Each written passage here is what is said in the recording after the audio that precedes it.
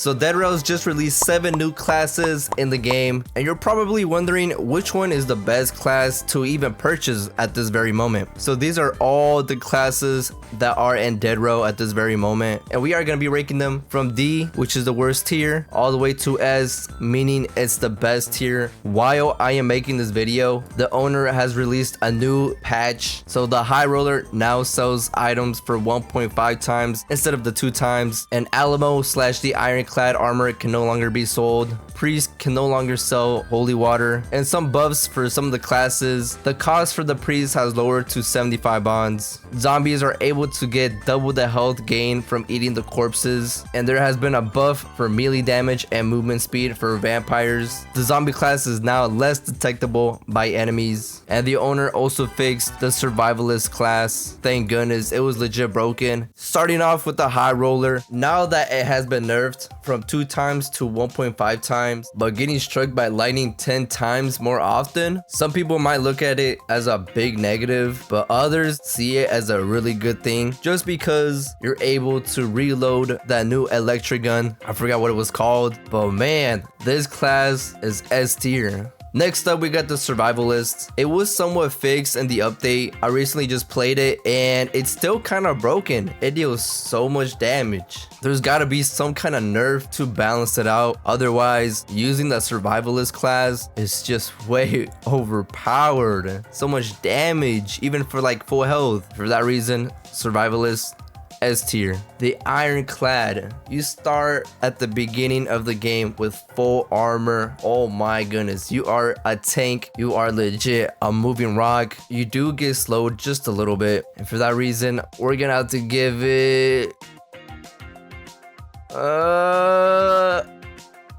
A tier. Next up, we got the Arsonist. You are given 2 Molotovs, and any damage that comes from Molotovs that you throw will deal more damage than it usually does. It's really good for gathering a lot of zombies up and then throwing it. But how good overall and usefulness of the class is it? I don't know about you guys, but the majority of the game, I use guns to kill the zombies, and Arsonist uses the opposite, which is Molotovs. Don't get me wrong, Molotovs are still pretty useful, but guns are the preferred weapon to be used.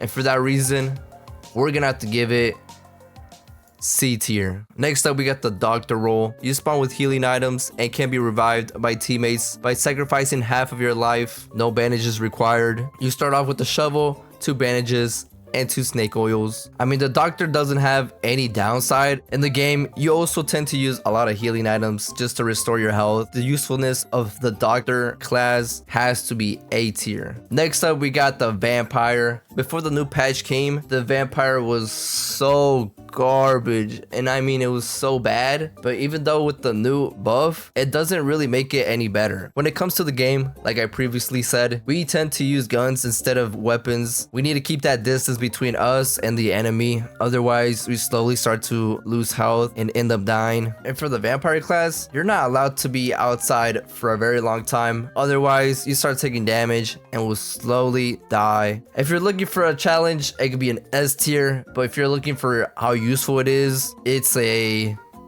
D tier.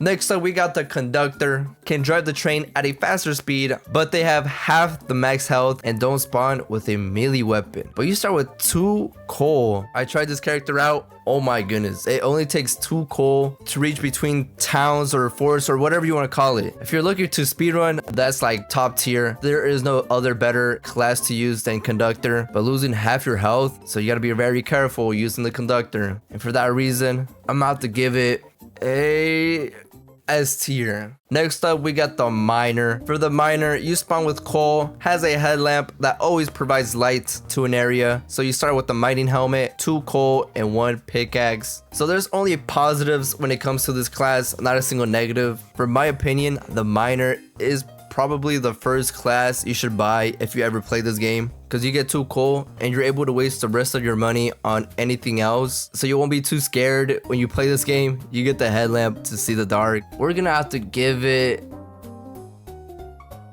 A tier.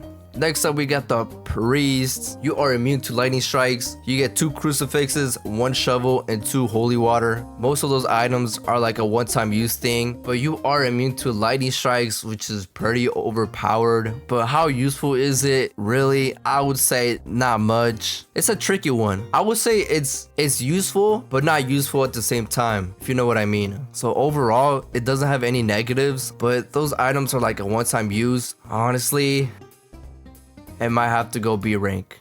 Next up, we got the cowboy. Spawns the player with a revolver, ammo, and a tamed horse. So 2 mags of ammo, 1 saddle, a shovel, and a revolver, plus the horse. If you legit have the cowboy class, that's like the same as having these game passes right here. For that reason, it's easily an S class. It's legit almost a game pass in the game. Next up, we got the Alamo, a defensive specialist focused on fortification, spawns with items they can use to defend the train.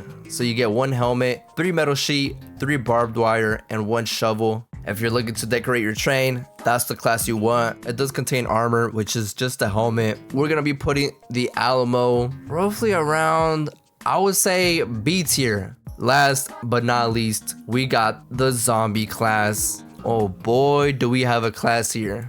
It can eat dead bodies to replenish health, but can no longer use bandages or snake oil. And you only start with 1 shovel. According to the buff, you now get double the health gain from eating corpses as a zombie, and you are less detectable by enemies when you are a zombie. So you gain stealth and a different healing mechanic, but then again, you lose a healing mechanic, which is using the bandages and the snake oil. Well, let's check how much health you actually get now from this little buff. Let's see how close we have to get for the zombie to notice us. Pretty close right now. Whoa, okay. All right, let's let the zombies hit us a couple hits. All right, let's see how much more health it actually gives us with the buff right now.